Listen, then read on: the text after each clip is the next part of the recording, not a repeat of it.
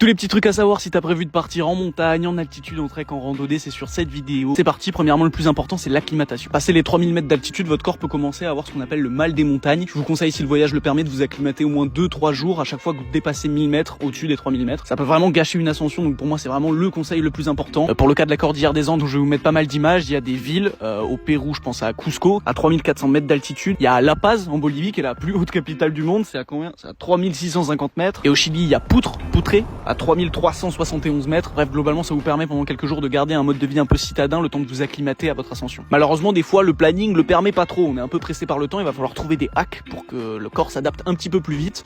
Nos amis des Hautes-Alpes connaissent le Génépi qui a pas mal de vertus pour combattre le mal des montagnes. Dans les montagnes d'Amérique latine on utilise beaucoup les feuilles de coca. Ce qui peut aussi bien flinguer une ascension, c'est le climat. Ça change très vite en montagne, donc je vous conseille de vous habiller tel un petit oignon à base de plusieurs couches. Après je suis pas le plus précautionneux sur ça, et puis c'est pas la méthode Gulli quoi, je vais pas vous dire comment vous habiller, mais ayez dans l'idée qu'il faut toujours prévoir un petit peu plus que pas assez. Pareil pour l'eau, même méta, toujours un peu plus que pas assez.